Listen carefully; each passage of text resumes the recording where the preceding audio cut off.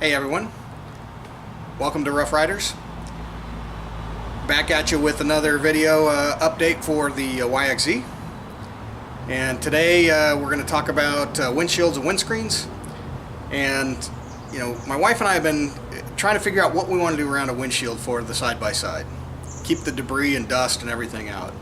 And we've been looking at a bunch of different solutions. I've looked at the Lexan half windshields, the full windshields, the automotive glass windshields and stuff, and they've all got their pros and cons. And you know, as I looked at all of them more and started to figure out what we wanted to do there, you know, I like the Lexan because it's light and easy to install, but you know, it suffers from, you know, scratches. Even the hard-coated stuff will get scratches and everything on the plastic, and then you get glare and everything. So I didn't really want to go with that for something that was just going to get scratched up and you're going to end up having to replace anyway. I'm looking at the automotive glass ones. I like those. They're heavy, but they're subject to, you know, potential chips and rocks, especially during the summer when you've got a lot of loose debris and everything that's going to get kicked up if you're riding with others. So you know, we're trying to, you know, solve this dilemma, and my wife had made a one of those magic mesh screen door nets, so kind of with the magnet down the center so that you just walk through it and then it automatically just, you know, sticks together. She made one of those for our house, and we started thinking, well, you know, what if we did something like that on the side-by-side? So I started researching that, and there's actually a company that actually came up with that same sort of idea of using a screen material for their side-by-side. And so we went and looked at those. Really nice, but they were like $300. And so, you know, for screen material, that just seemed a little too expensive. So we thought, hey, you know what? We made this other one. Let's try and make our own. And so we ended up making our own, and I thought I would share that process of what we did and how we made it, and you know, see what you guys think. So stick around and let's go look at how we made this thing. Okay, so to create the windscreen, we're creating a pattern out of butcher paper. So with the pattern, we're able to cut out the screen material, and we picked up some straps, some ratchet straps actually from Home Depot, and we're going to use that as part of the edging to help it hold its shape. And so right now she is cleaning all those up and keeping them from fraying where she cut them. We're getting all the individual pieces ready now, and then she'll start sewing everything together. Because this isn't a straight line and this isn't very moldable, I'm cutting two separate pieces, and I'm going to line them up like so, pin them and sew them together. That way it keeps the shape. Okay, so the dry fit's starting to come together. You can start to get a sense of what it's going to look like. So we've got the strap on the bottom, and then this is going to Velcro to the hood of the car. And then we'll have sort of buckles in the corner that will lash around, that will kind of loop around and pull the bottom part tight. Then for the upper part of the bar, we're going to have a little fabric loop that comes around and zips up on the back side of the bar. And then along the top, we're going to have Velcro on the top as well as individual straps to kind of pull it taut on the top. So it should fit pretty snug, and it should look pretty good on the car as well. We've already checked the screen material, and it's you know, very see-through when you put it on the car, so you don't get any glare or anything like that. It's supposed to be durable, so we'll see how well it holds up, but it's coming together. Okay, so we're making the buckles now. That these will go along the top edge of the screen, and then they'll loop around the roll cage.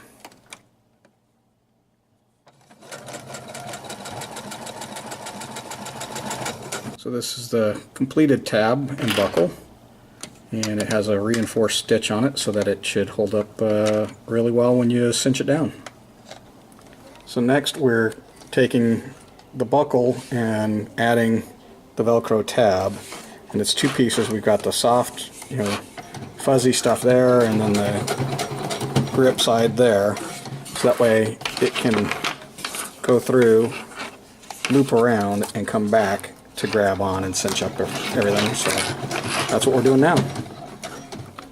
So now we're making, I guess you could call them some sort of tab. So we've got the Velcro piece here, and these are what's going to loop around the bar and then Velcro to the back side of the bar to hold the screen in place on each side. So now we're sewing in the top edge. This will be the first pass, and it's sewing the top edge to the screen as well as sewing in the straps. Okay, so the top piece is done and dry fit. It looks really good. We've got the roof actually screwed down, and it's holding the top edge of the screen, so that should hold it in pretty well.